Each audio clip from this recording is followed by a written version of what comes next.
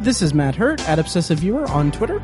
This is Tiny at Obsessive Tiny on Twitter. And this is ObsessiveViewer.com's The Obsessive Viewer Podcast.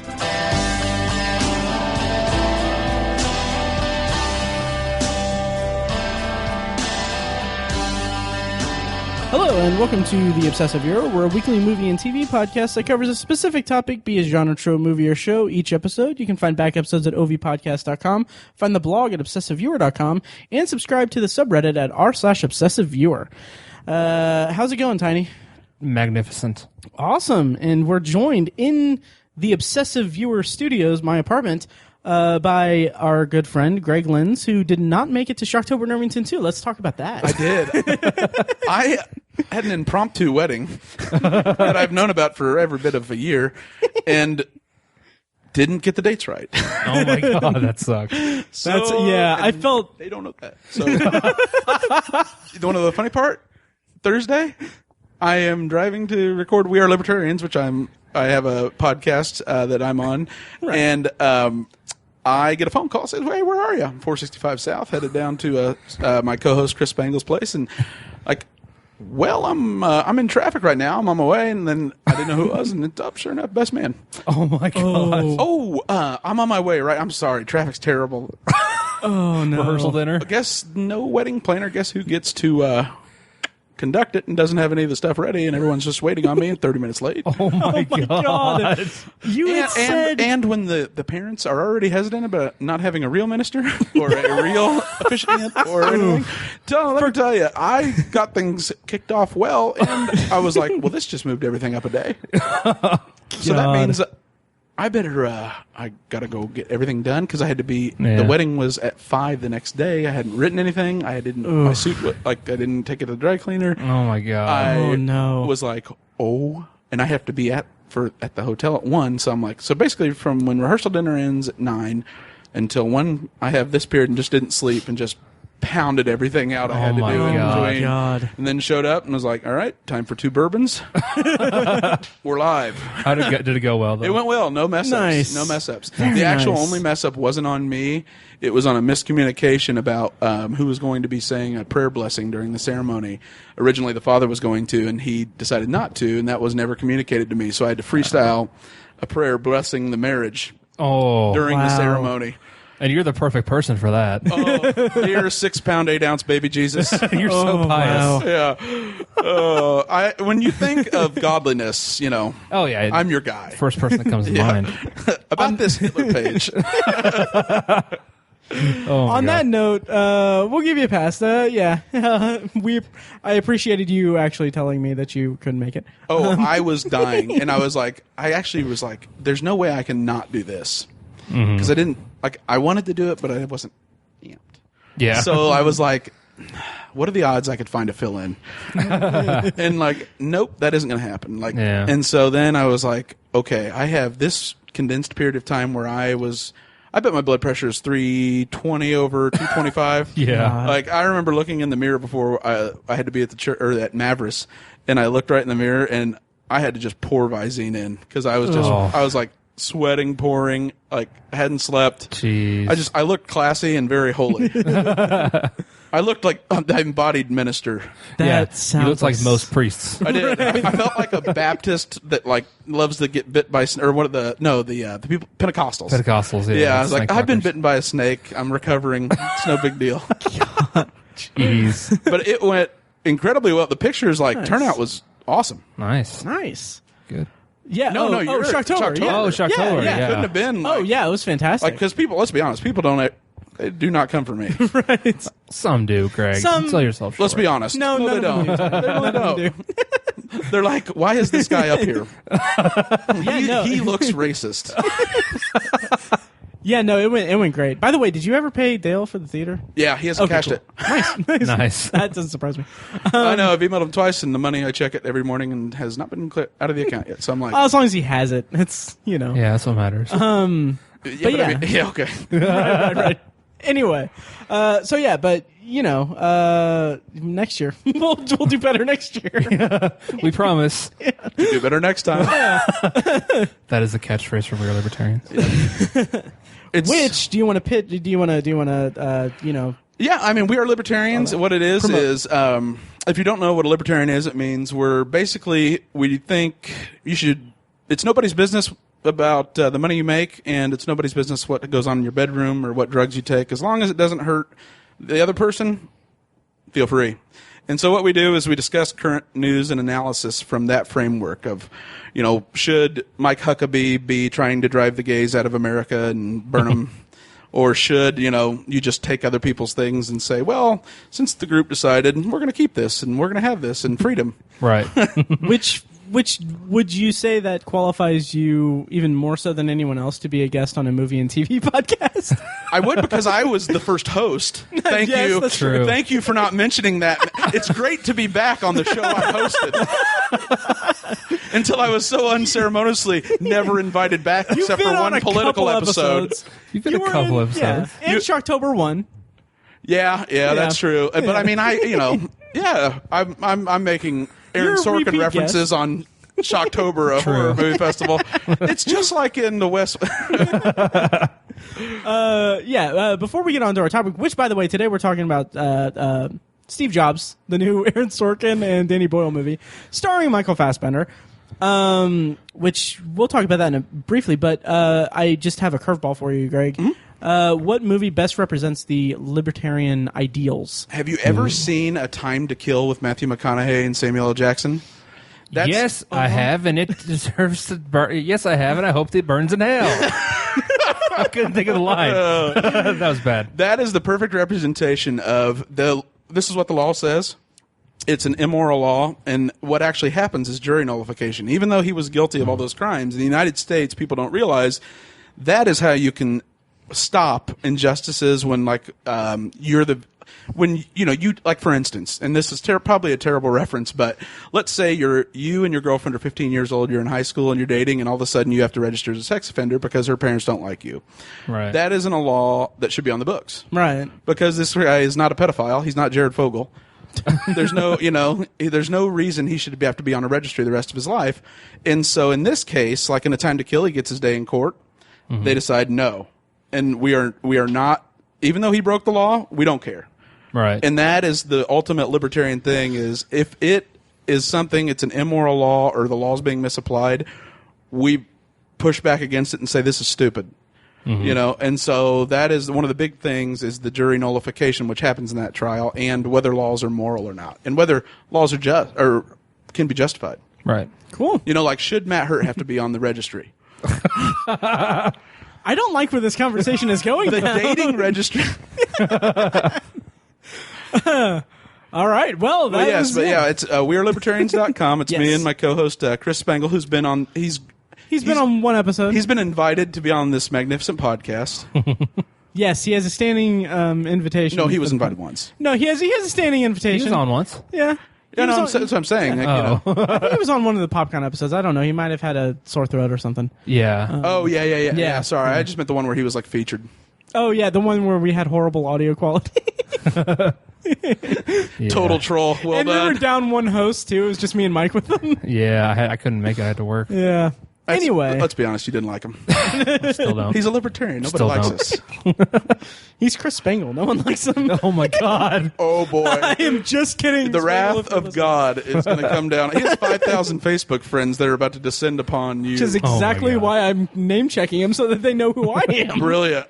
Really. No, I love We Are Libertarians. I've been a regular listener since episode 30. Yeah. Roughly. Episode 30. Right around the Mitt Romney, securing the nomination in 2012. Mm-hmm. 'Cause that's when I don't know why I was asked to be on, and I didn't at the time. I've always been a libertarian. I just sometimes would listen to Rush Limbaugh. Just didn't know it yet. Yeah, and then I was like, you know what, Rush Limbaugh's really dumb. And then I'm like, actually, the Democrats are dumb too. Ron Paul. Love you, Ron. Yeah. Wow. But yeah, so if you do like politics, I bet you anything you agree with our perspective, unless you just enjoy theft or hate homosexual marriage, then you're going to like us. Yeah. Agreed. Nice. Well said. Yeah. Thanks for listening, Matt. I appreciate it. Oh yeah. Well, that's those who live in glass houses should not throw stones. Well, it's not like Spangle listens to us anyway. I'm on it too. No, and you don't listen to us either. I did. I've been listening forever. I haven't listened to any podcasts. But Right, You've never, yeah. You don't know what a libertarian is. Well, I know. Yeah, well, now I do. They like Hitler memes.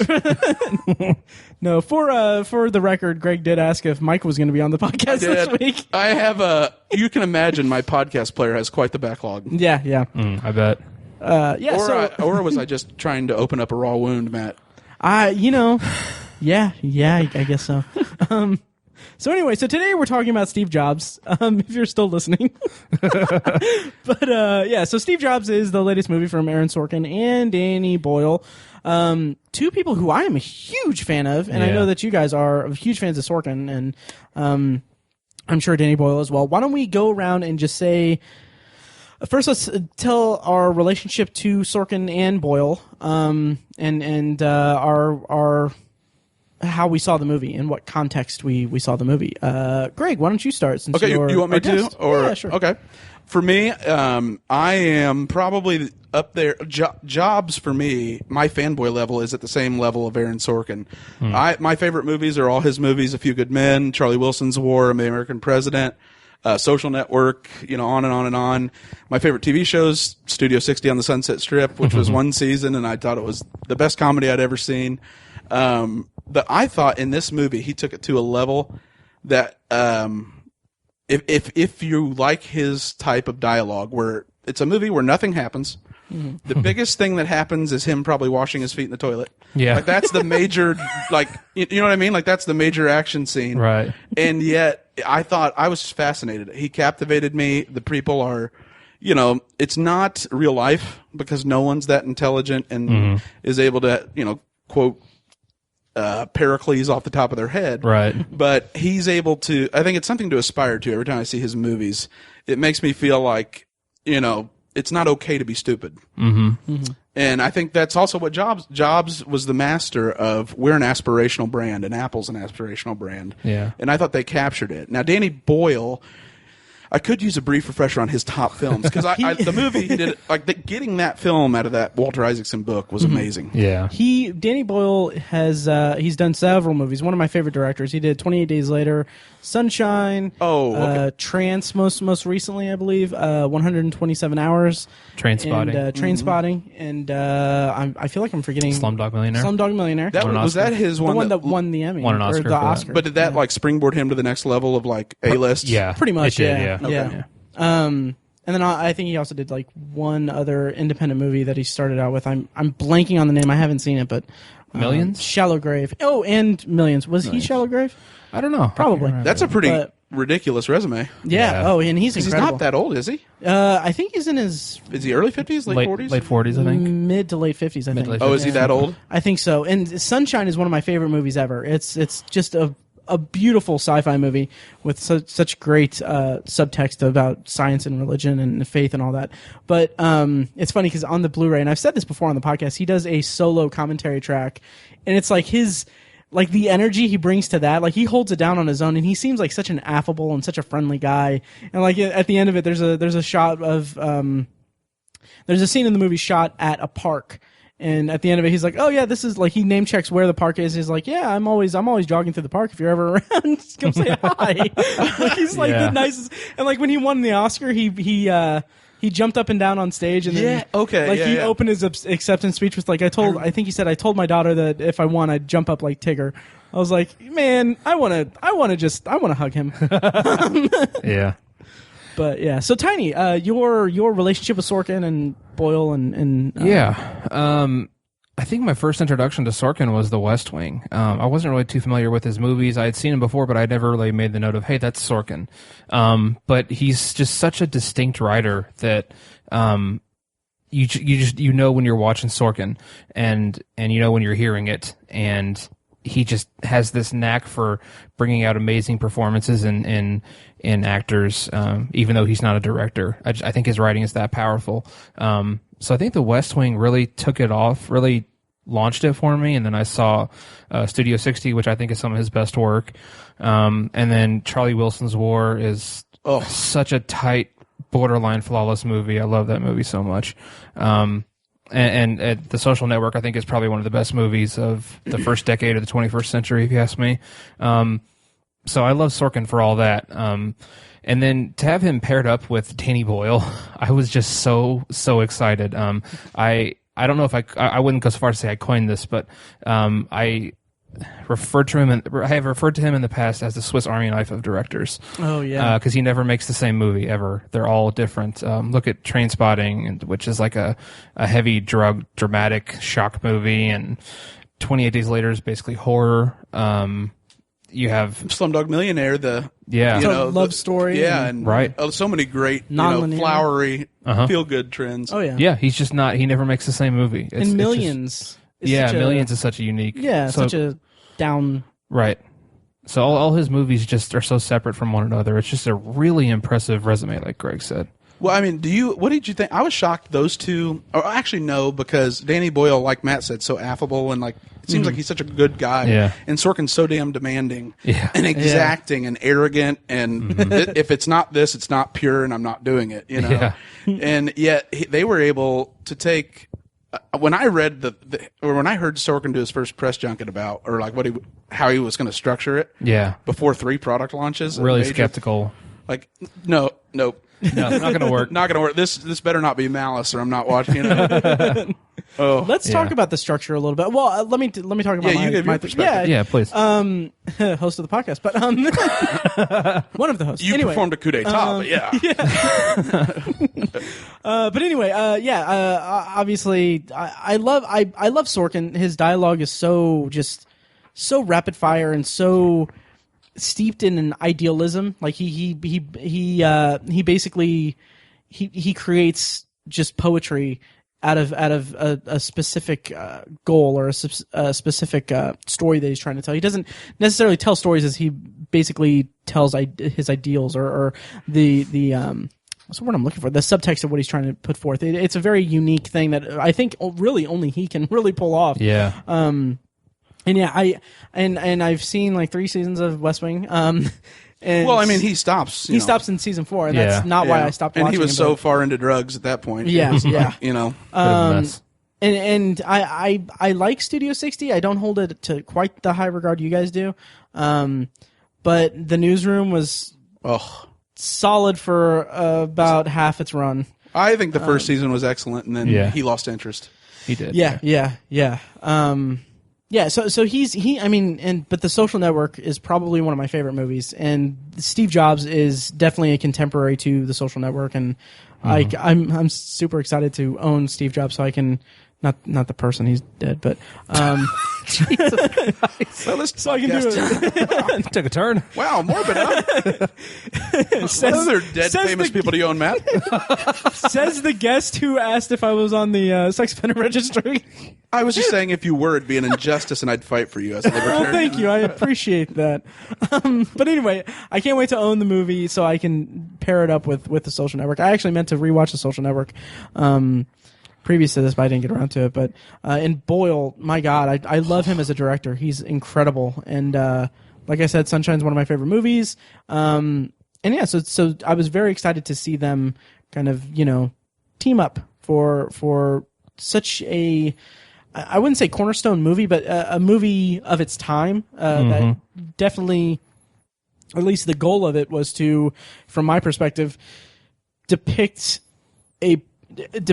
not a person, but just what that person represented to the culture, and that the movie, we can get into our feelings on the movie and everything, but let's just do broad strokes movie, and then we'll talk about the structure. So, Greg, what do you think of the movie overall? Yeah, and I don't know if I hope you don't mind. I was just going to mention, like, it's so funny to me, or it's so interesting to me. Like, Fincher didn't end up doing it because he wanted $10 million, flat to direct it. That's right. Yeah. And then Jobs' actual widow, I didn't realize this till I read the article today, that she lobbied against Christian Bale and Leonardo DiCaprio and said, "Please don't do it." Wow. Once she read the screenplay. And so then Aaron Sorkin, in the Sony hack, goes, "I don't know who Michael Fassbender is, and neither does the rest of the world, and it doesn't matter." That's right. And you're like... And then he watches Inglourious Bastards, the scene in the bar. Yeah. And then he writes like the biggest, most groveling email ever. And like, they were able to really pull off something. They had great... I mean, the casting is always... Yeah. Oh, yeah. He has to have his people. I kind of feel like... Yeah. You know, and he has to have people who you believe are believable that they're really intelligent. But he can make careers, it feels like. Yeah. Oh, yeah. You know, it's like Matt said, it's weird. He takes his ideals and puts them in a story. And it's always an ensemble. Yeah. You know, and then David Fincher didn't do it. And I feel like Fincher did Social Network, right? Yes. And it had a darker, seedier feel for Mark Zuckerberg. And I'm glad they didn't do that with Jobs, because you saw all the awful, or all the like, just the wackiness, or like, he was a diamond in the rough, kind of. Yeah. But yet it's so much more positive and not dark and foreboding, like the Social Network felt. Everything, you know, just a dark feel, like when he did the girl who kicked the Girl with the Dragon Tattoo. Girl Dragon Tattoo had a dark feel. Yeah. And this had even though he was not a great person and you had so many cringe moments about the bad side of Steve Jobs, you felt so, you know, it was more Sorkin feeling like it's a redemption story. Yeah, he had an arc. Definitely. Yeah. And then Danny Boyle, because if it had been the other way, I think it would have just been, it was like the Social Network, but they put Steve Jobs in it. Yeah. Yeah, and there was a lot of it that kind of lent itself to that, like specifically the stuff between him and Woz, played by Seth Rogen, which I'll talk about that later. Well, I can talk about it now. I felt like Woz was a little too sycophantic. And it was very much, it played very oafishly, and it made the movie more about Steve Jobs' genius and those that surround the genius, and it kind of painted not a dim picture of those supporting characters, but kind of like I said, a sycophantic picture of them. They were very eager to please and all that, which I loved the through line of Wozniak in the movies. Like, he just wants credit, and he just wants to and not even credit, acknowledge them. Acknowledgement. They're here. Right. They exist. Yeah, and it's almost like it almost comes across as him almost trying to ride coattails a little bit, but it's also like he does want the.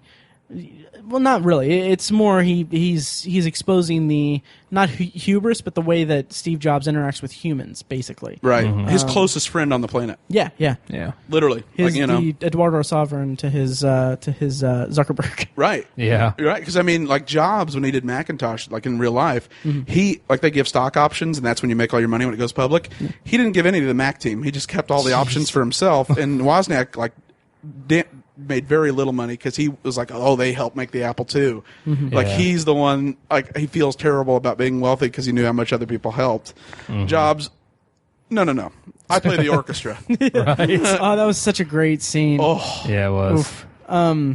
Yeah, and by the way, your guys' stock options for Obsessive Viewer are going to come through eventually, probably. Matt's going to keep them all for himself, guaranteed.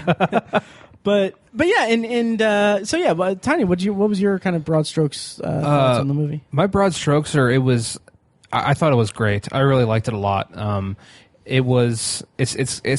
I'd be surprised if it's not on my top 10. It's probably high on my top 10 for the year.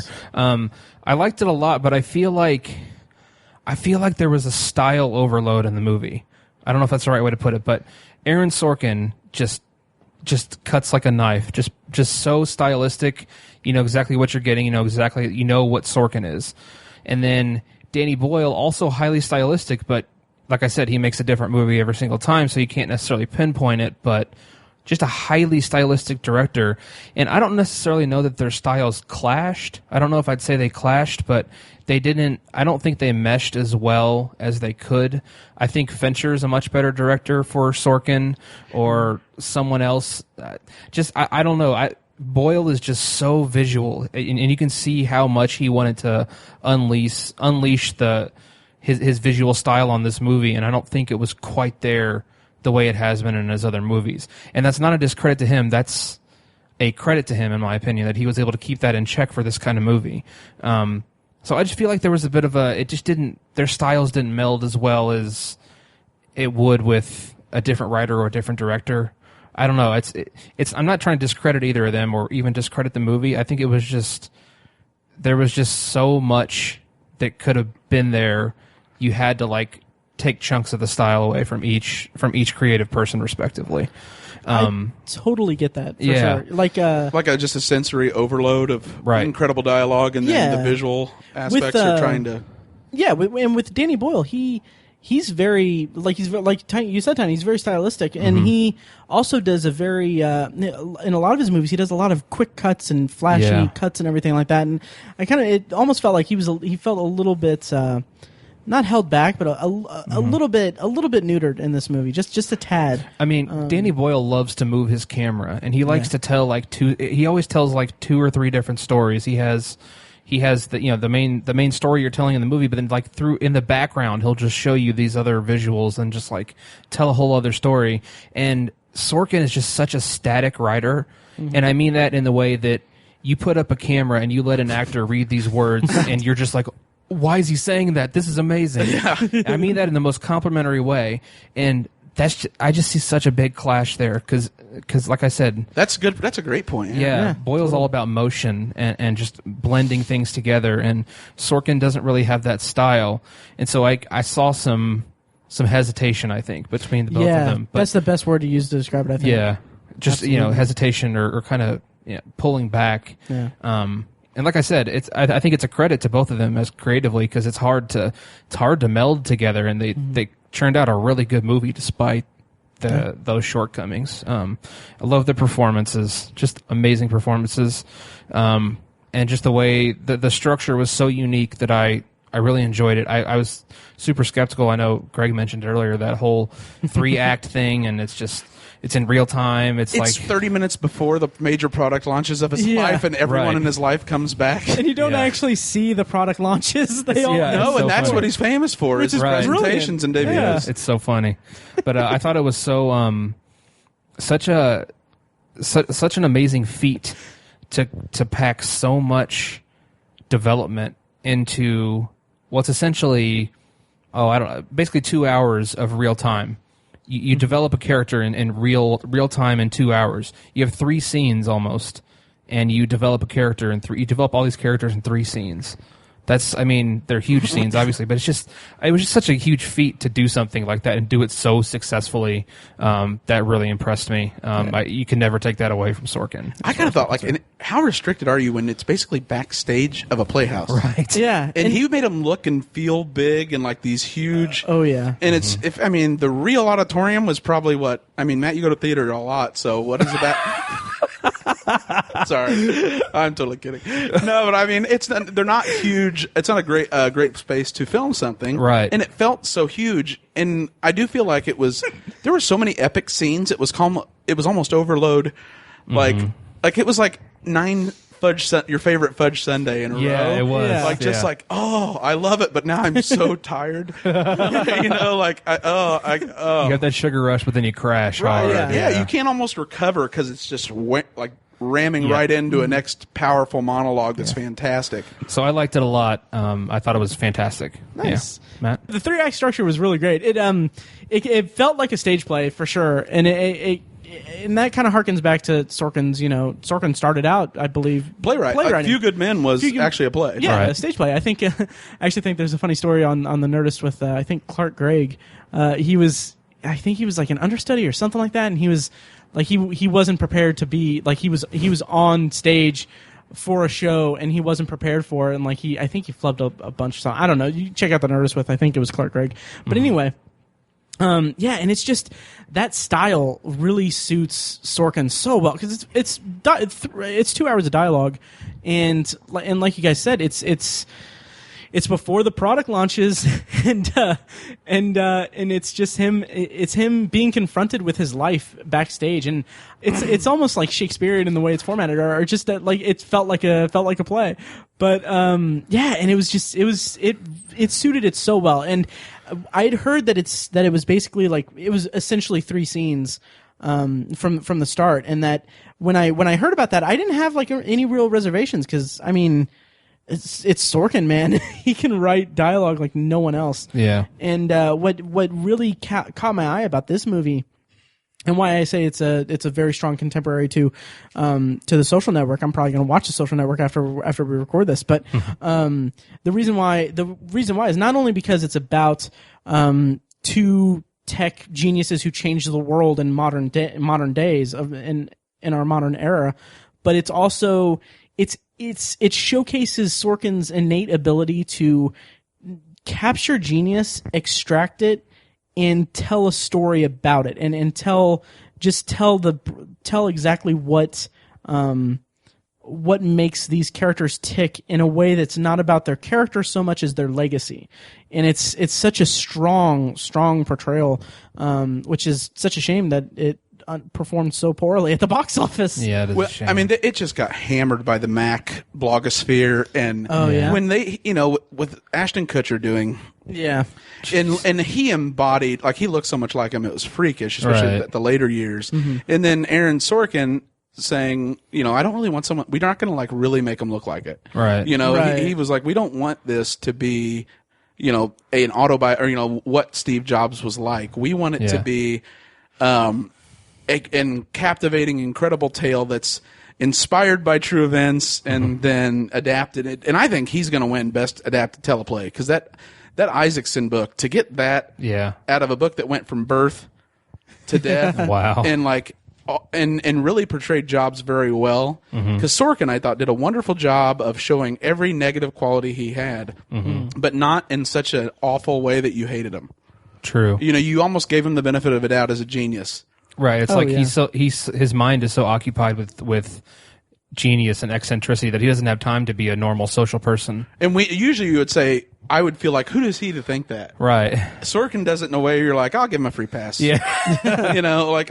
When he says to his daughter, I'm going to put 1,000 songs in your pocket, right. And you're like, he's up there hashing out for the first time in his life, like with her. Yeah. And all he can think about is how ugly a Walkman is. Exactly. Or a Discman, Yeah. But he just does that. And I was amazed.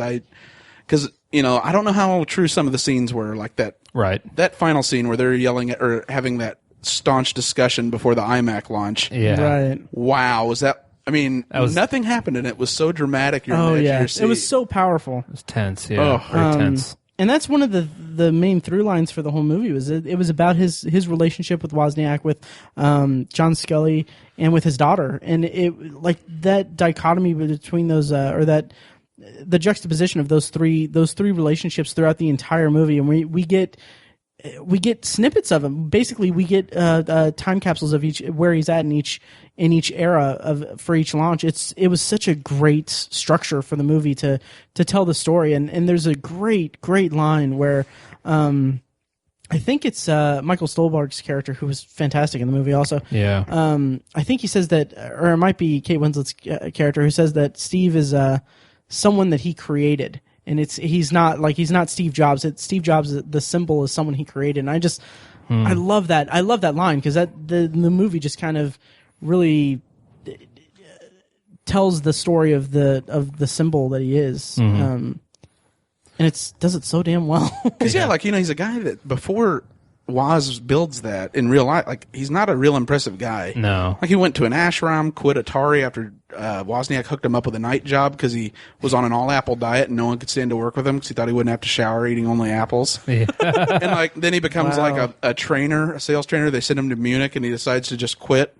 And I'm going to go find, he read that autobiography of a yogi and decided to join an ashram in India. God. He's just a total failure. And then, Woz is pounding away on ham radios, total gamer hacker in the garage, and he says, he has the vision, and Woz does, it's just like that scene when they're in the orchestra pit. Like, I thought that was one of the most brilliant scenes in any movie I've ever seen. That was beautiful. Right. Yeah, I really, and Matt mentioned the dichotomy with the three main characters that he interacts with. I loved the parallels of those relationships, because, it was so clear cut that the relationship he has with John Scully is obviously father-son. Mm-hmm. The relationship he has with Wozniak is more brotherly. They're kind of competitive. And the one he has with his daughter is very, very much about dealing with responsibility and your legacy and stuff like that. And just seeing those three relationships each have their own scene amongst the acts, the three acts, was just a really impressive balancing feat, and just they didn't conflict with one another that much. No, and which is amazing. None dominated. Right, none of them dominated. Yeah, and then I loved the girl who played Kate Winslet, Joanna Hoffman. Mm-hmm. Joanna Hoffman. Like, And then if Jobs' wife, or the lady he got pregnant and didn't want to claim the daughter, Right. if she wasn't so awful, I thought if she wasn't in that, I would have probably felt very different about Steve Jobs. Yeah. But because she's so terrible, I was like, I get it. Yeah. You know what I mean? Like, Right. yeah, you know, we all make mistakes, and he just, unfortunately, he's got her for life. Yeah. You know? But then, like, you know, Kate Winslet made him, like, tolerable, too, because she could kind of point him She was his off conscience. the rail. She was his conscience, yeah. Yeah, I wondered if it was like a mother, too. A little bit mother. Maybe, Yeah, maternal. Yeah. She, her performance was good in the last act. I felt like it was kind of a strange.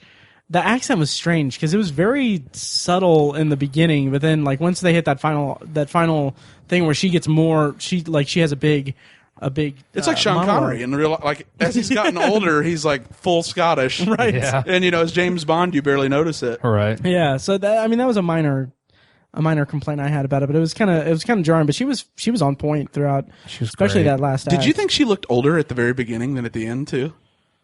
I think it's just the Style? the style, I the think clothes. so. That kind of I was like, she looks like, And I'm good about- at the end, and I'm- in the beginning, oh.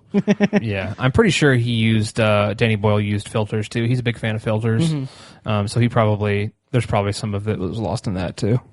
So I don't loved know. the soundtrack too. Oh, Like it was, always. yeah, It was orchestral. I mean, it Yeah. was Well, peaks and valleys and yeah. It was like it was amazing because it felt like each act of the movie had a different style to it. Like, Yeah. In the first one, there's a very understated, like kind of synth poppy, kind of like computing, like oh something's happening kind of music, and then the second act is definitely orchestral and very like big, and then the third one is a little bit more.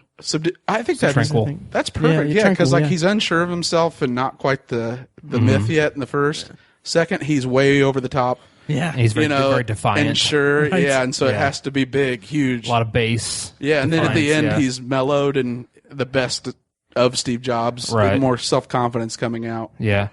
And since you know so much about it, the iMac was really successful, wasn't it? Oh, it's the best selling computer in history. Is it really? It I is. didn't know that. Yeah, it actually did. It sold 1 million units and it sold 20,000 a month, which Wow. he thought was going to happen in '84 when Right. they launched the Mac. It would have been cool, though, like Matt said, to actually see that Mac commercial, like because you saw Yeah. a clip, and if you've ever watched it, it's on YouTube, and it's one of the most Oh, it's awesome amazing. product reveals ever. Yeah. Oh yeah. But then you don't want people to look at that and say, well, that doesn't look anything like Fassbender. You know? Right. But, Yeah. oh, that was transformative. The Super Bowl. Are you talking about the Super Bowl commercial or ad. the ad, the Super Bowl ad with Yeah. the skinheads? Which is brilliant. That was because amazing. That wasn't in the book, and that was one of the ones that was verified. Oh, Oh, really? really? Scully was freaking out. Like, we just hired Nazis. Oh my Oh, god. that's You know. fantastic. I mean, that's obviously we at Obsessive View don't condone skinheads or Nazism. No. But that's hilarious that they included that in the movie. Yeah, and I was pleased that the movie was truly representative of Steve Jobs. I think Steve Jobs and Apple are just entwined beyond belief. You can't separate the two. And so when I was thinking about this format, Sorkin announced it was going to be 3 separate acts and all that stuff. I was like, that's weird. We'll see what happens. I was thinking, well, what are the 3 product launches going to be? And I was like, well, the iPhone's got to be one, and just thinking about all the big Apple Right. stuff. But The iPod? seeing the movie, those launches probably were not as significant to Steve Jobs' life as these 3 were. I didn't know much about the Macintosh or the Next Cube. I didn't know anything about that stuff. And Me neither. Those launches were so much more personal to Steve Jobs, the man. That other stuff is more about Apple and launching that product and just branding, which Steve Jobs was obsessed with branding, brilliantly obsessed with branding. But anyways, those launches the launches in the film are so perfect for exploring the character and the real life man of Steve Jobs than the big ones that we think of, like the iPod and the iPhone and all that Yeah. stuff. iTunes. Yeah. All know, that The stuff. things that actually changed the world. Right. Yeah. Right. Yeah, and I agree wholeheartedly. It was amazing the Yeah. way that they did that. What did you think about that ending part with the father? Where That was interesting. Yeah. Scene. I liked the whole kind of through line of him depict or him talking about his adoption as him not having control. I thought that was just a brilliant way to incorporate that aspect of his life into this character study. Like what I love about Sorkin with this and with The Social Network is that he's taken the biopic, which is kind of, not really a great genre of movie, and what he does is he takes it and he creates a character study that isn't like a beginning of life, end of life. This is a portrait of, like what you were saying, Greg, before we were recording. It's a painting, not a picture. Yeah, and that's why he got criticized so much, because they're like, well, that scene with Wozniak and before the iMac launch, like, no board would ever let something like that happen. Yeah. That just isn't going to happen. They'd tackle him, pull a fire alarm. Like when you have a GQ reporter standing next to you and you're yelling at Wozniak, that ain't going to happen. And but that needed to be done, because if you did a biopic, it'd be Lincoln, which is an okay movie but a great performance. Yeah. Right, that's true. Yeah. And instead, you feel like you really understand Jobs, I felt I did. Right. Yeah. I don't want to harp too much on the whole 3-act thing because we mentioned it so much. Right. But one sort of criticism I have is that the 3-act thing, very unique, isn't really done anymore. Pretty incredible feat, but I felt like it was very limiting for the story, because so much happens from 1984 to 1998 when the iMac came out. Yeah, 98. You're spanning 14 years, and there's all these characters involved. There's a multinational company. They had to, between these acts, they had to squeeze in all these news stories and all this changing of the just all this qualifying dialogue and all this qualifying stuff. It was fine, but they felt like sloppy transitions to me, and I wasn't really crazy about that. I feel like you could have 3 major acts but have small ones in between them for transition purposes, or I don't know. I felt like it was just a little clunky in that respect. I would have preferred a more seamless transition between the acts, and just give us more information about what happens in between these big time jumps. I thought it was just a little uninspired in that respect. It was kind of gimmicky. It's like, we're going to have these 3 distinct acts, and that's it. We can't verify. We can't get away from that at all. It has to be about these 3 acts, and we'll just throw in these little scenes in between to get us to the next one. I wasn't real crazy about that. Okay. I think it was just a limiting format. You didn't ever see the Wilderness Years where he was unsure, right? And every time he was already back, or even though he wasn't, like with Next, but you never saw that there was ever a shred of self-doubt ever. Yeah, and there always was. Right. I mean, he had to grovel to Gates to get the money to actually get the iMac built. And you don't see him having to grovel. You only see the pillar. Would you guys have preferred a more traditional depiction of his life, or are you fine with this being? I've said it before, but it being a depiction of his legacy rather than his actual life. Would you guys have preferred that? Because I mean, we all really enjoyed the movie, obviously. Yeah. But would you have enjoyed it more if it was more of a straightforward, like, this is Steve Jobs the man rather than Steve Jobs the legacy? I think it would have been. I think it could have been a better movie, honestly, if it was more like The Aviator. Okay. Where we had a more straightforward, take your time, explore every facet over these years. Honestly, I think it could have been a better movie, to be honest. But I'm not trying to take anything away from what this was. I think they could have used that 3-act format on a different story and just hit something out of the park and been like a game changer kind of movie. I don't think this was quite a game changer. I think the story was not as perfect for the format. I'll put it that way. But again, I'm not trying to be overly critical. Right. So, what do you think? Me? I think I agree with Tiny. I think as it stands now, I really, really liked the movie, but it's not The Social Network. I enjoyed The Social Network a lot more because I felt like The Social Network as a story of a character study and a story about even on a more broader level of technology's hold on us as humans, basically. It was a more accessible story than Steve Jobs was. Steve Jobs was more about the character and more about the legacy than Social Network was, and there wasn't quite wasn't quite a narrative through line in terms of self-reflection about society as a whole, really, for me in Steve Jobs. So that they kind of lost a little bit there. And we already talked about how Danny Boyle was a little pigeonholed a little bit, but I do think that he did have some nice flourishes there. And I kind of disagree with you, Tony, about the transitions. I thought they handled the transitions well. There was I really liked the visual flair that Boyle brought to the scenes of between acts, where we basically get just a really streamlined montage of news pieces and stuff like that. And there's some nice like little flourishes here and there in that regard. That didn't bother me at all. But to each their own. Yeah, I think it probably would have worked better. It would have been more accessible as a more traditional biopic than what it was there. But I don't fault the movie at all for what it did, because I feel like it definitely did a great job of doing what Sorkin intended to do. Right. Yeah. Greg, what did you think of that? That's exactly like the context around it. And when he did his first junket on it, it was like, I'm really hesitant because it's like I'm writing about the Beatles. Oh yeah. And I almost wonder if he feared tackling the biopic because it's like writing about Christ. and everybody's interpretations, and hey, you should include this, and hey, you didn't talk, Right. Instead, it was, I'm going to avoid that. I'm going to give a very liberal interpretation, or a very enhanced view of Steve Jobs that is fictional, Right. and that way I don't have to do what Spielberg did with Lincoln and have a Daniel Day-Lewis who can pull off the act of all acts, Right. Yeah. and be Lincoln.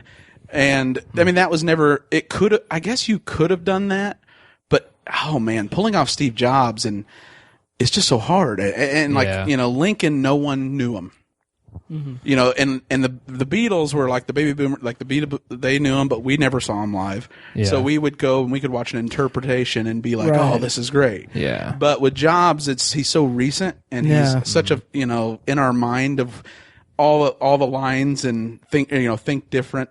And then the only criticism, and it wouldn't be a criticism, I'm just shocked though, since he did go that route, he could have picked things that actually did happen, because he had incredible inflection moments in his life, like the scene at the end where he tells Jeff Scully he's met his father too, his biological father. Not true. Oh yeah. Yeah, Oh, so okay. that's not a real story. The Wozniak ever, and he's come out and kind of said, no, I never asked for credit. That's not me. I just want to be left alone and do good work. Right. And then Andy Hertzfeld, that guy is such a bit part, like Really? on the first Mac team, and then he's never around ever again. Oh, okay. So like using that was the one character I didn't think added anything except for that first Russian roulette scene, Yeah, that which was that more like his management style, Right. to get great results. That was great. He was the deliverer of one of probably my favorite line of the entire movie. Just quippy back and forth Sorkin-esque dialogue where they have a limited amount of time before they need to get something running, and Steve says something to the effect of we have so and so time. The universe was created in a third of that, and then Andy is it Hertzfeld? He's just like, well, someday you'll have to tell me how you did it. Yeah. I was just like, That was great. wonderful. Yeah. such a brilliant line. And like that, so like he did stand up to him, but he was never in it. Like once you went against him, you were gone. Yeah. Yeah. There was no, oh well, yeah, I'll just stumble in before a major product launch, and I have a blog. Andy Hertzfeld's that guy. You're like, why does Steve Jobs keep a podcaster around? Yeah, and I don't want people to think I'm being too critical of it, because I thought it was amazing, and they accomplished so much with that format. I'm not being too critical of it. I just think the story would have been served. We would have gotten I think we would have gotten something a little more in depth with a different format, and it was just a very limiting format, and those flaws jumped out to me. The things we missed jumped out to me, but still loved it. And I'm not trying to say it sucked or anything. No. I appreciate the boldness of it. Right. And Greg, to your point about the format and how and how Sorkin may have just been a little bit nervous to actually do a traditional, beginning of life to end of life narrative and everything. I kind of wonder if that's the same thing that led to The Social Network, because I believe he's a pretty much a what's the word I'm looking for? Neophyte, technophobe. Oh yeah, he's they call them Luddites. Luddites. That's right. What did I say? A neophyte, like neophyte. a newbie. Oh yeah, no, he's a whatever you just said. Luddite. Yeah. But yeah, they're like Amish, but think churning butter's the devil. Yeah, that's too much of an improvement. But yeah, I think that the way that he tackled The Social Network was a result of him not being a tech-savvy person. Yeah. And he didn't know who Michael Fassbender is, and that's the industry he works. I mean, yeah, I know. You know what I mean? Like that kind of, I feel like, is he just like locks himself in hotel rooms and writes these. He just speaks into the mirror, and then saves them for his next movie. Well, do you want to talk about the performances a little bit? Yeah. Yeah, and we're running a little long on time. Yeah. I don't know how much. I'm going to have to cut out everything that Greg said, but... This is an excellent podcast, and Matt is a great replacement host for me. So performances. I already touched on Kate Winslet. That's a horrible turn of phrase there. She's of age. Yeah. But yeah, what'd you guys think of the performances overall? How did you feel about Fassbender? Greg. Oh, I thought he was fantastic for a guy that looks nothing like him, right? And for a guy that I don't know that he definitely didn't have his mannerisms in the first or second act.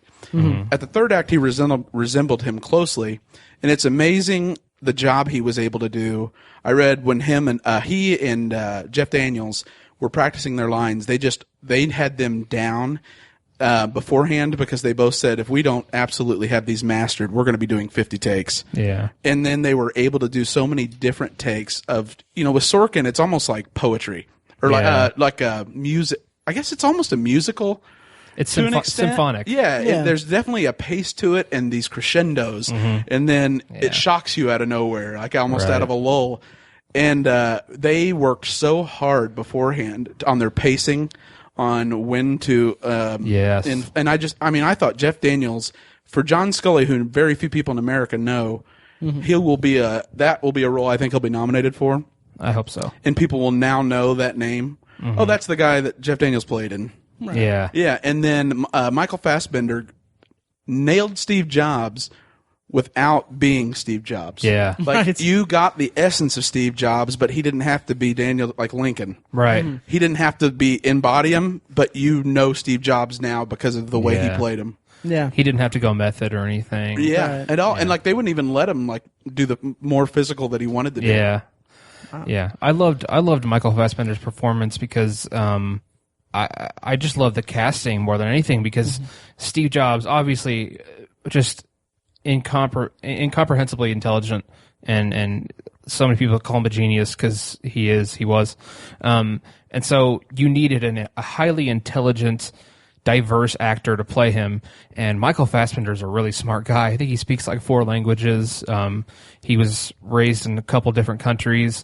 He's just a really diverse guy who can just do so many different things that I think he probably loved to dive into that character and put his own experience into that character, and that just poured off the screen in every scene he was in. He was very capable of handling Sorkin's dialogue, and Greg mentioned the pacing and the back and forth between him and Jeff Daniels. That's something that Sorkin dialogue is very hard to do, the back and forth, because if you watch some of his TV shows or some of his movies, there are actors who can't handle his dialogue. And they're never in his his next project. Yeah. He reuses a lot of people. He does. Because when you see some of these actors trying to do a back and forth, or if there's 3 or 4 actors trying to do a whole dialogue scene, sometimes you'll get these actors basically just waiting for their turn. They're just waiting, and then, oh, this happens, and they put their dialogue in, and it's sort of clunky, and it's not. It lacks the back and forth that really quality actors can achieve with Sorkin dialogue. And I thought it was on the best display like Greg said, when it was between Jeff Daniels and Michael Fassbender. I loved those. Those were their three scenes throughout the three acts were the crescendos for the most part. Oh, and they were so like it was almost though like dang. Yeah. I just want to be able to enjoy it, and I can't because I know another one's coming right at me. Right. You know. And I want to give a lot of credit to Seth Rogen too for I think his character goes through a really the changes he goes through in the three scenes that he has are really impressive. Matt said he's kind of oafish in the first couple ones, just kind of there and very hesitant and like a spooked squirrel in a corner. Right. And then by the end, he just comes out and he's just like, "F you, Steve Jobs." Yeah. Just like his growth is just really impressive over the three scenes he has, and I really respected that. I think he was great. Loved Kate Winslet too. I think she was Oscar worthy in this. Yeah, I think you'd be hard pressed. I can't imagine Fassbender winning it. Yeah. But I we'll mean, see. I mean, who knows? We don't know. I mean, it would be hard since he didn't do. I feel like when Daniel Day-Lewis did do Lincoln, like that set no biopic will ever. Yeah. Were you as good as Daniel Day-Lewis? You lost. Yeah. You know, like. Oh yeah. Right. I don't know. I know that sounds probably crazy, but like he made like Jamie Foxx look like crap. Yeah. And Ray, it set the bar so high, and I thought Jamie Foxx was incredible. Right. And I do think though he deserves to be runner up. I would vote for him, but that's just me personally because I'm a fanboy. But Jeff Daniels showed an amazing ability to me. Yeah. To be so. To be cast in a character that handles Steve Jobs. Mm-hmm. Yeah. Wow. You can't, and for a guy that's not a movie star, like a real powerful, like foreboding or like imposing presence, he just like was almost like a natural volleyer. Yeah. Like he just accepted everything and then was smart enough to kind of toss it back. He's gone through the school of Sorkin, basically. Yeah. And he's kind of graduated from that. And he's gotten a lot of what was the role that he had recently? It was a dramatic role in a movie that I think it was in a movie. The Martian. The Martian, yeah. The president. Yeah, yeah. The president of NASA or whatever. The head of NASA. Or he head of NASA. He's gotten a lot of flack when he does these roles that he's just basically Will McAvoy. In his roles, and there was a little bit of that in this role, I think, and I think that's mostly just the dialogue and the pacing of the dialogue and everything. But and for that, I would say that I wouldn't really give it not as much credit as you guys are giving it, but I wouldn't think it's I wouldn't be surprised if it gets snubbed. Yeah, I don't know that anyone's going to actually win except for adaptation of a teleplay or a screenplay. Adapted screenplay. Yeah, adapted screenplay. But like outside of that, I think it'll be like they were number 2 and everything. Yeah. Do you guys think that this would have any chances of actually having? And this can be our wrap up of the review and everything. By the way, Greg, do you have a potpourri to bring up? Something that you've watched lately that you wanted to talk about for our potpourri section? Or something you're looking forward to that's coming up? Oh, yeah, I do. Yeah. Okay, good. Yeah. Okay, cool. Okay, good. Totally forgot to mention, we talked for like One Night in an hour. It's going to be on. Wicked is releasing it. Sorry. Oh, wow. So buddy. anyway, to wrap up, what do you guys think the Oscar chances are in terms of actually getting any kind of recognition? Because like I said, this was a painfully unperforming movie. Like it got just kind of, it was not a hit. Right. And I feel like they'll probably, I assume that if they want to get Oscar recognition, they'll probably do like a bit of an Oscar push at the end of the year, maybe re-release it or something. I don't know how it works, but as it stands now, I wouldn't be surprised if it gets completely snubbed because it was so it wasn't seen really. And that's a shame because 15 million so far in actual sales. Probably something like and that. $30 million budget. It's despicable. It's insane. Yeah, I agree. I think it's going to get snubbed for the most part. I'd be surprised if it gets a complete snub and gets nothing. I don't think. I mean, there's 10 nominees for Best Picture now. I don't know. Right. Even with that, if it has a shot, we'll see what comes out in the next couple months. But I think it really has a shot for adapted screenplay. I think so too. People like Sorkin. Yeah. The liberals it's just so love Sorkin. like different. Like you read that book and you say, how the hell did he get that out of here? Right. And then he didn't even put in some of the things in the book. He just made stuff up. It's great. The Oscars love Kate Winslet. Yeah, that's true. I think she's probably got a good chance of getting a nomination. And she would be the one I would say she gave an incredible performance, but I don't think she did so well I thought Fassbender did the best. Mm-hmm. I thought Jeff Daniels did second best, and then I would. Oh man, I don't know. I really thought his daughter was fantastic at capturing being quirky, Yeah, and then adding a lot for a child role. Mm-hmm. I love the way that it showed how brilliant she was. Right, and he didn't love her until she got him. Yeah, Right. With that scene Yeah. with the the Microsoft or Mac Paint. right. yeah. Yeah. So we can transition to Potpourri here in a second, but just a wrap-up thing. 2 questions. One, well, not really 2 questions. We've talked ad nauseum about it. It's just where you'd rank it in your movies this year, what rating you would give it and all that. And 2, what cultural icon would you want Sorkin to Social Network and Steve Jobs next? So Ooh, ranking, wow. ranking and rating, or ranking or rating, and which one next? For me, the first it's my favorite movie of the year. I haven't seen a lot of movies this year, but I am such a fanboy I can't look past it. Sure. Yeah. The one thing I will add though is I don't think I'd be stunned if it won Best Picture, but I wouldn't even nominated Argo. Even though I loved Argo, Yeah. I loved it and it was wonderful. And Ben Affleck, who's not good, did great. But like that would be the only scenario I see it. Yeah. Whereas it's such out of left field and like what? Yeah. Where Social Network had the momentum Yeah. for being interesting. Yeah. And for me, though, there'd be 2. I'm sorry. The first one, politics to me is definitely his genre. Yeah. I'd love to see him do JFK, Oh, interesting. some type of JFK, and just not like all the life story, just the lead up to the election, because it was such a transformative figure and really in America. Yeah. And people had hope. And that election itself was also... Oh, Nixon! I mean, if 20,000 people vote differently, Richard Nixon wins that election. Yeah. But then after that, it'd be Winston Churchill in a World War II type Nice. thing, and delivering just powerful speeches against Hitler. He'd nail that. Oh, that'd be awesome. Wow. He would Those tell Hitler that something about his ping pong Jet room. fuel doesn't melt steel beams, Adolf. We will not go quietly into the night. I was going to go that he was going to get when he's done with Nazi Germany, he's going to turn Hitler's bunker into his personal ping pong room. Oh, that would be epic. And not for nothing. Right. I would say it's in my top 5. Nice. I'm not sure exactly where, and there's quite a few movies I haven't seen this year either that might be in my top 10. So somewhere in my top 5, maybe 4th or 5th, we'll see. It's going to make my top 10 though. I would like to see him do a political figure as well. I think that's a great idea because I think The West Wing is still his best work altogether.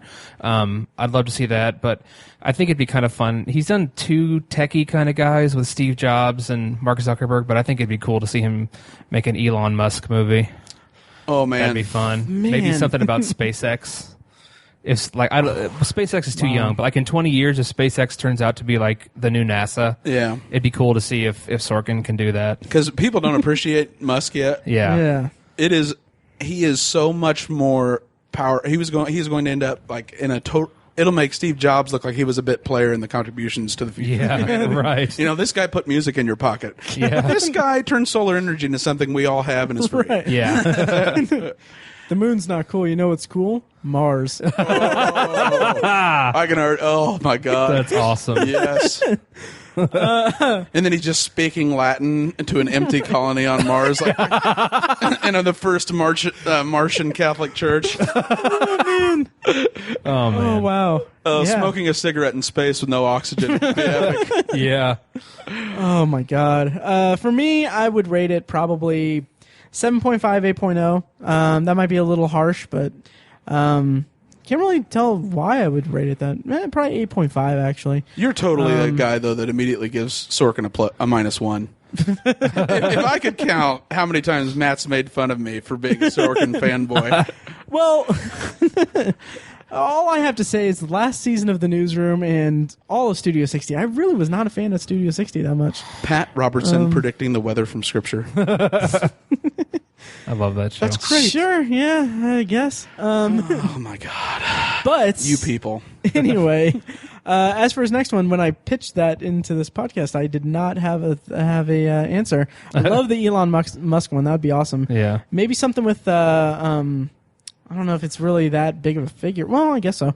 What's his name? Bezos? Jeff Bezos? Amazon? Bezos? Yeah. Yeah, he's not very idealistic, though. Everybody kind of hates him. He just gives enough to charity. They leave him alone. Or maybe... I'm sorry, go ahead. Oh, no. I was going to say, or maybe tackle the Netflix taking down Blockbuster and changing the way we consume that media. Reed Hastings, that would be... Yeah, and Reed Hastings, there you go. You know who actually... Do you guys know the founder of Uber, Travis Kalanick?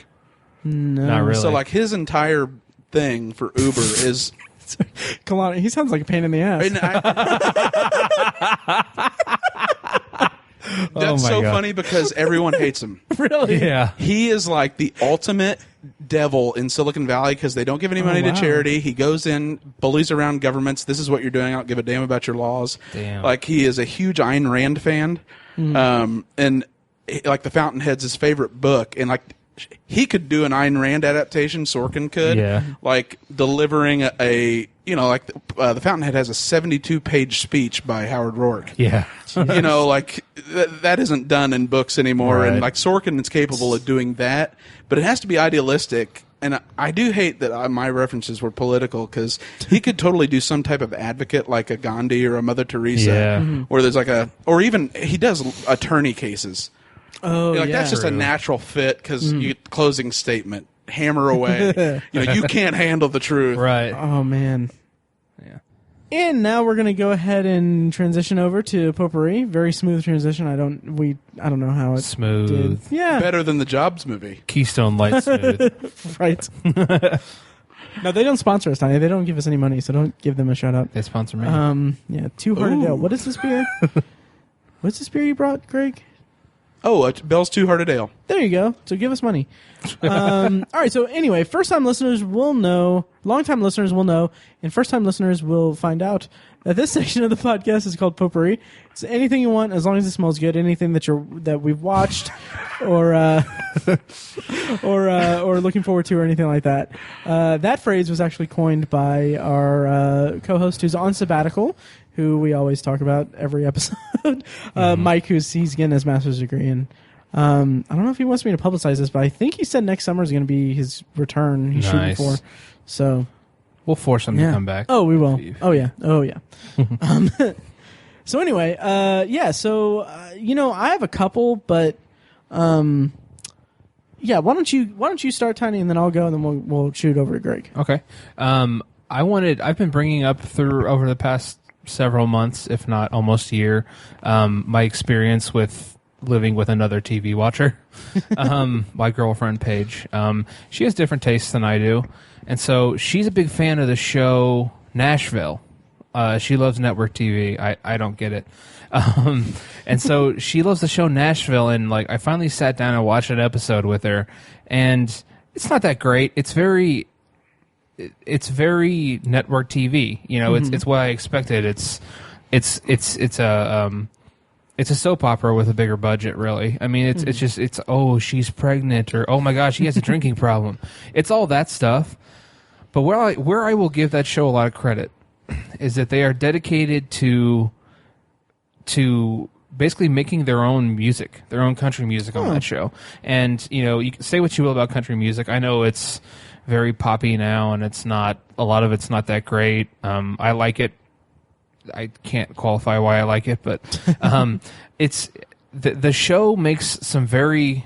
They're dedicated to having their musicians on the show perform some quality written music that's actually there's heart in it, and it actually feels like you have a musician who's going through something and is actually expressing their emotions and expressing their thoughts through song. It's really, I was actually very impressed by it. It's something I was not expecting.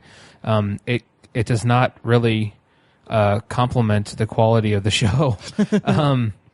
The acting's fine. I love Connie Britton. She's always really great, and Hayden Panettiere is, I think, a pretty decent actress, and there's all that. But it's just the writing. It's just it's like I said, it's just soap opera-y with a bigger budget. But I was genuinely surprised at how how quality the music is and how they're actually dedicated to putting out quality country music. And I was surprised by it. It kind of reminded me of the movie Country Strong, which I didn't think was going to be any good, but they made some great music for that movie. And that Country Strong is a far better movie than Nashville is a show. But I was just surprised by it, and I give him a lot of credit for it. I don't necessarily want to become a fan of the show and start watching it, but if it's on, I don't mind it so much because there's going to be at least a decent song that I don't hate in it. Nice. So that's just another entry in my experience of living with another TV fan. So it's been interesting. Nice. Yeah. That's a show that I've never had any interest in and probably will never have any interest in. Yep, can't blame you. But I did hear Connie Britton on Nerdist talk about it, and she's such a charming person. She's awesome. It's amazing, and Hayden Panettiere is amazing too. Yeah. How so specifically?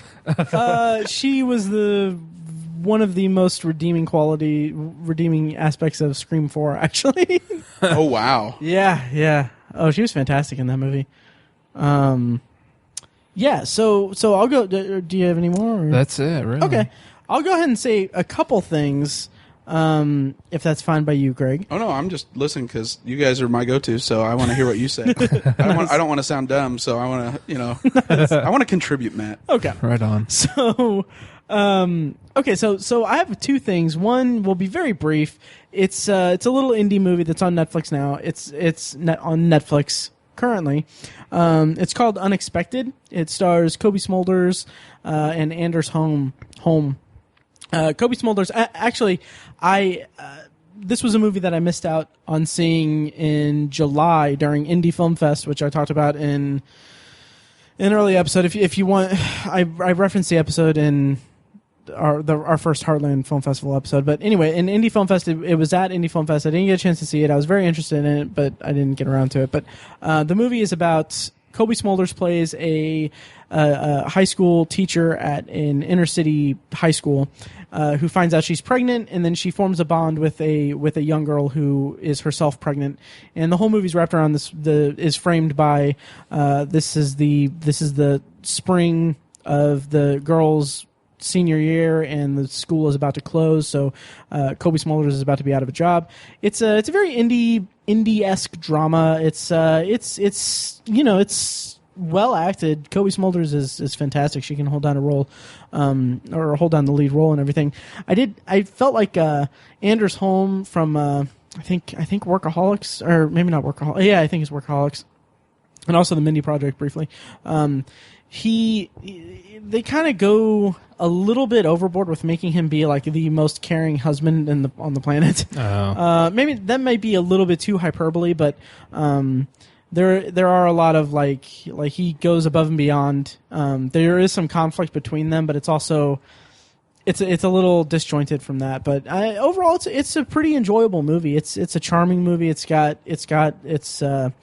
definitely an independent aesthetic to it, and at least to some, I wouldn't say really that interesting in places, but it tells an interesting story. I'll say that. What's it called again? Unexpected. Unexpected. Yeah.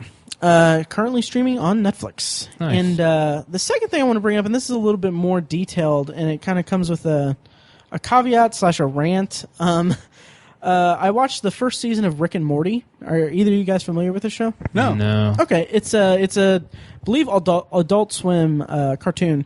It's phenomenal. It's absolutely astounding. It's basically the elevator pitch of it would be, what if Doc Brown and Marty from Back to the Future. Well, I don't know why I blanked on that. From Back to the Future were grandfather and grandson. And what if Doc was completely insane, and Marty was completely like dumb, and Okay. and Morty or Rick is the scientist. He's completely just whack job crazy, drunk and abusive and everything. And then Morty's just kind of an oafish Forrest like Gump. He's kind of like a Wozniak of the show. And they go on such amazing adventures. It's animated. They do a lot of like high concept episodes. Like they have kind of a hybrid of, I think they had, it was a hybrid of Inception and like Fantastic Voyage. And it was phenomenal. And there's some really interesting avenues that it goes down to. There's one episode in particular.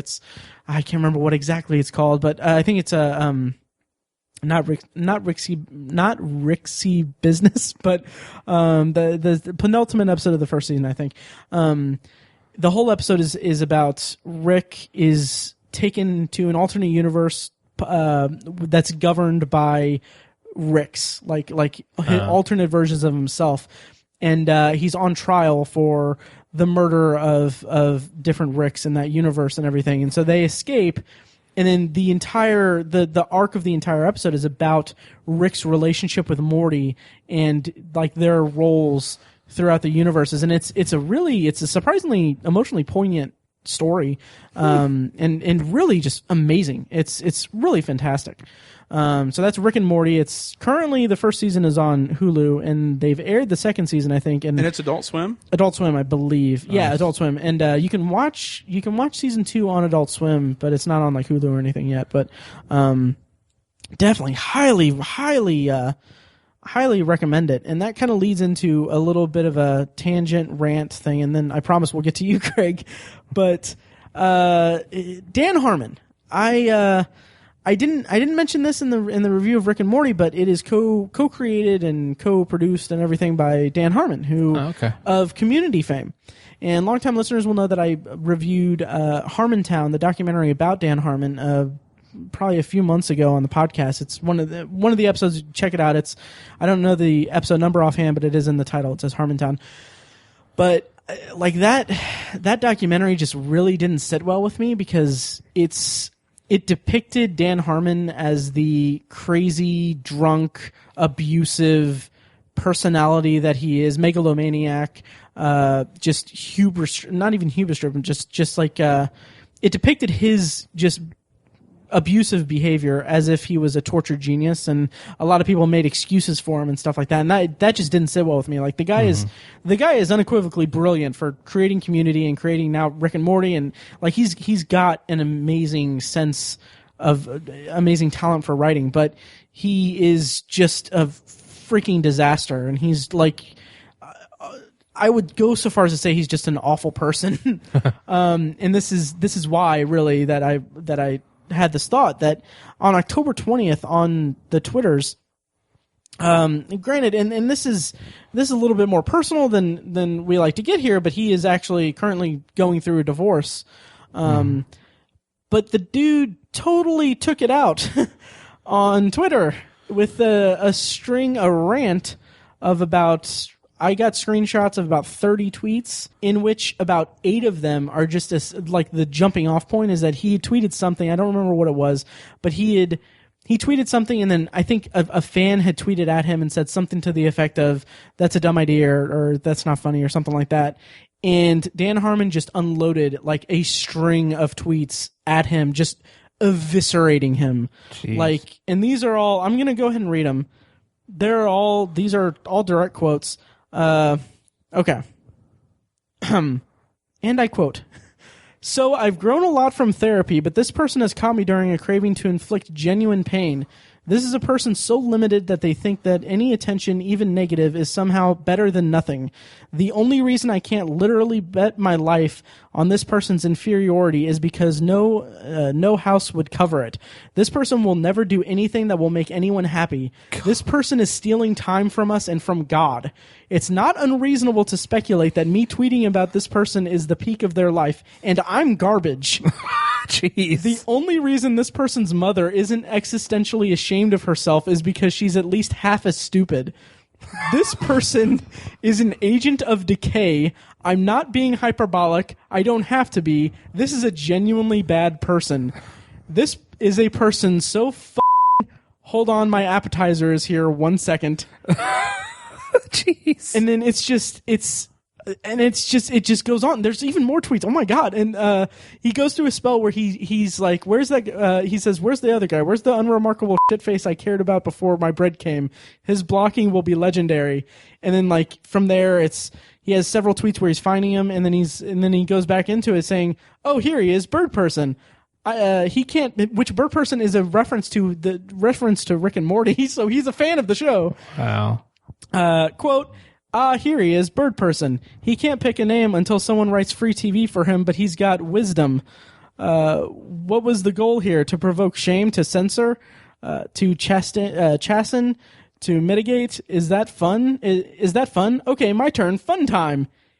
And then more tweets. You are a worthless but necessary byproduct of an evolutionary strategy summarizable as no wrong answers. You embody human failure. Way too much societal energy is focused on compensating for the phenomenon you represent. A silent but effective minority of your species has spent a lifetime tolerating your section of its bell curve. Jesus. I don't know. Oh my God, there's so many more tweets. I don't know your name and never will, which is why you feel entitled to heckle, judge, criticize, etc. But you have no idea what I could do to you the day I took 40 seconds to create one anonymous account. I have spent my life online under my birth name, accountable in service of approval. You have done nothing, and you have done nothing. You have done it for nothing. You've done it invisibly in spite of your every effort. You are my permission to hate. You're the 85%. You're gravel. Your pistons are generic fears. I reject this unspoken but transparent request to live in your fake, sad world. I will your bland face with joy. And there's I only have a few more, I promise. I won't see your responses and will forget you. You'll merge with the plaster and will never have been born. But the saddest, craziest thing is you spent your existence lying and asking others to lie. Good luck topping today, nut. Good luck approaching base level effectiveness now that you've burned my attention. All of this is what I genuinely feel about folks like you, but withhold because I'm polite. Harmon Block 2015, in which for about probably 16 hours after that, he just any response to him or any slightly negative tweet at him got immediately blocked and celebrated on his Twitter feed. That's Dan Harmon, though. Wow, the guy's unhealthy. He's very unhealthy, and that's one of the things I mentioned in my Harmontown review is that he has a moment in the documentary that he says that he has moments where he experiences rage, and he's a complete alcoholic essentially, and he has moments where he says in the documentary he has moments where he blacks out and he feels like he feels so much like John Doe from Seven, like Jeez. That level of pain and everything. And it's like, okay, you have the self-awareness, you have the awareness to know that you have a problem, and you have the means from writing for television and everything to get professional help for those problems, and you're not. Which that's I don't know, that's reductive of mental illness, I'm sure, but I mean, just that whole tirade on Twitter just rubbed me the wrong way, and I appreciate the guy's work and everything, but he's just not. He's not someone that we'll be inviting on the Obsessive Viewer podcast. That's a lie. Wow. That's a shame. It is. It really is. Because what's his next thing that he has? Does he have anything else in the hopper? Probably. I don't know. But the thing that just stuck out to me is in that documentary, people were saying like, "Oh, he's a tortured genius" and everything. It's like there's a difference between being a genius and being just a complete asshole. Yeah. It's. Yeah. I mean, yeah. Wow. And I can't remember exactly what it was, but I know that whatever set him off was just a borderline innocuous thing. A network TV show's success is not enough justification to act like he wrote an Academy Award-winning movie. Right. Now, if Steve Jobs had done this when he was alive... Yeah. Yeah. I mean, he put 1,000 songs in our pocket. Right. Right. Having said that, Greg... I feel like, why try? That's what I feel like. I feel like Bill Gates trying to build hardware after Matt just delivered a Sorkin-esque diatribe of Dan Harmon. I only had two things. I saw that Quentin Tarantino is getting a lot of flack. for something he didn't say, but for standing up to police brutality. And, he didn't say all cops are murderers. He said, I see something, and if I think it's murder, I'm going to say it's murder. And that isn't saying that all police go around and decapitate people or shoot them. But the police union's already organizing and trying to get to limit ticket sales of Hateful Eight. That's what it's about? What? Or that's what the whole controversy is about? Or the boycott? He protested with a group about police brutality. Wow. And so he immediately got backlash, and they twisted his words. Yeah. And then they asked his dad for a comment, and his dad said, "I did not support my son. I don't believe, and his dad didn't even get the quote. What was actually said. But regardless, his movies are fantastic. Yeah. You know what? Say whatever you want. Do whatever you want. As long as it doesn't hurt anybody. Make great movies. I'm going to go see them. Right. The other one I'm excited about is The Big Short. It's Christian Bale, Brad Pitt, Steve Carell. Oh yeah, and it's Michael Lewis. It's about the subprime crisis, the build up to the subprime crisis, and how these guys were making all this, the guys who basically created it, and how they got rich, and the story's fascinating. So you're talking about a medical doctor who creates a hedge fund and becomes these richest men in the world by just betting against things. Wow. So it's called The Big Short, and I think it'll be really good because Brad Pitt's producer on it, and then Christian Bale's the star, the main character. Nice. And I don't if you know, you saw Moneyball. Yeah. That's a Michael Lewis book. Oh, okay, yeah. Okay. And then he's written, what was his first one was about Wall Street as well. Oh, Liar's Poker. Because he actually was on Wall Street and then realized he didn't have the soul for it. Couldn't stomach what went on. So his stuff is always fascinating to me. It's such a great inside look. And I loved Moneyball, personally. Me too. Yeah, I need to revisit it. I haven't seen it since the theater, but I enjoyed it. But yeah, those would be my two things. And thank you for having me on. Oh, no problem. I will not jokingly make a snarky comment about being kicked off, but I was just teeing out, or I was just prepping to say, yeah, we'll see you next year. Yeah. Matt had his full dosage, so it takes a year to wear off. But no, I appreciate it, and I promise you, I will listen to the back archive. I will not miss an episode. Nice. That'll be my Christmas gift to you, is all those extra downloads. We appreciate it. Nice. No, and you guys do excellent, and your awesome write-up. Nice. Thank you. Oh, yeah. Could not be more true. Yeah, Yeah, and that was Sky Blue nice. Window. Yeah. Yeah, that was nice. Ladies, of you to do Actually, right? That should be your bio on every dating site, man. that. Ooh, yeah, it should be. I think that every podcast I mention that I'm single, so they know. Everyone knows. Regardless, thank you so much for having me. I had a problem. blast. Yeah. Hope it wasn't too Jobsy or Sorkin-y. No. No. Oh, one tidbit I forgot to forget. One thing I walked away from that movie, Jobs. I walked away and I thought, man, Aaron Sorkin's awesome. And I kind of thought, isn't that odd? I went to a Steve Jobs movie and I almost wonder if he wrote himself into that. Yeah, I kind of wonder. Yeah. Huh.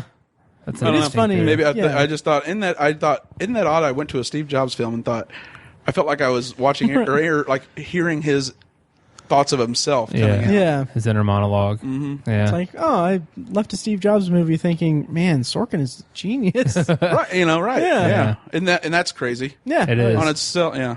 Interesting. Yeah, so then on that note, we might as well just sign off because we've been talking a lot. Yeah. And yeah. So thanks for listening, guys. And once again, thank you, Greg. And wearelibertarians.com. Yeah, wearelibertarians.com. We have a podcast. We try to do it weekly. And if politics is your thing, I think you'll hopefully enjoy it because we're very irreverent. It's very good. Yeah, I'm a fan. I look forward to $50. Thanks, Danny. I look forward to you and Spangle and everyone else there talking about the obsessive viewer on it. We take cheap shots all the time. Oh, If you listen, they you know do. that. Yeah. They do.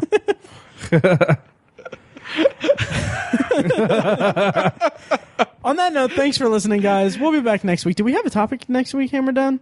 Is that going to be the Project Greenlight? I don't know if we have it Leisure hammered class? Leisure class and Project Greenlight, that little project that we're going to think about down. doing? I thought we were going to do the childhood. Oh, I was thinking about that for a week or two later. Okay. Will you still be able to watch the Leisure class? I hope so. I think so. Yeah. Okay. It's on HBO. It should be easy to find. And Yeah, I'll also- be able to watch it. Okay. Yeah. Yeah. So next week on the podcast, we should hopefully be doing an episode about Project Greenlight and the movie that it spawned this season, which It's kind of funny because now I just realized that we're kind of following the schedule of Slash Filmcast. Not intentional, but yeah, we'll be back next week. Thanks for listening, and we'll see you next week. Thanks, guys.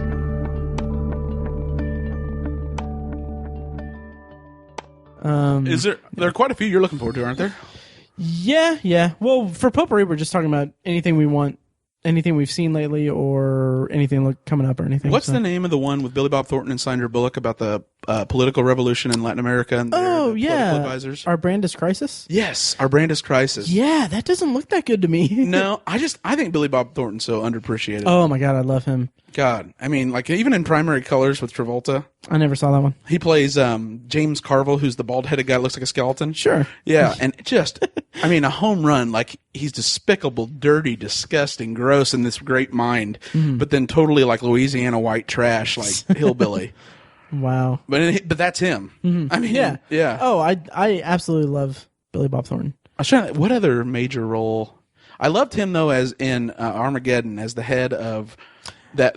He actually pulled that one off. Yeah, he was. I haven't finished it yet, but he's in the first season of Fargo. Oh. And he plays. I don't know how familiar you are with the Coen brothers or anything, but if you saw No Country for Old Men, he plays kind of an Anton Chigurh kind of character in Fargo. So it's like interacting with like Fargo people, not from the movie or anything, but just that kind of blend of like Minnesota nice kind of. But totally. Slaughtering children. A monster, yeah. Yeah. I'm about 3 episodes left in the first season that I need to get to, but. What about Devil in the White City? Have you heard any other update? Because I had just heard. I haven't, but. it's ready to go. Yeah, I heard that I think it's greenlit, but. They were waiting on Shocktober to end? They didn't want to compete with Shocktober. Yeah, that's what I heard. Yeah. Leo said, Scorsese said, no, not Matt. Right. Anybody but Matt. Right. Yeah. So they were waiting for Shocktober. Thank you for listening to The Obsessive Viewer, presented by ObsessiveViewer.com. You can find more of our episodes at ovpodcast.com, and you can subscribe to the show on iTunes, Stitcher, or your preferred podcast app. The Obsessive Viewer's theme song is An Eclipse of Events and is provided by Loudlike from their EP Mistakes We Must Make. You can find that and more great music from them on iTunes and like their Facebook page at facebook.com/loudlikemusic. Any and all feedback on the podcast is encouraged. You can email the hosts individually at Matt, Tiny, or Mike at obsessiveviewer.com or send an email to the podcast in general at podcast@obsessiveviewer.com. Check out the Obsessive Viewer blog at obsessiveviewer.com, where we post movie and TV reviews and the occasional editorial about the business of entertainment. You can also like us on Facebook at facebook.com/theobsessiveviewer and follow us on Twitter at obsessiveviewer, at obsessivetiny, and at IamMikeWhite.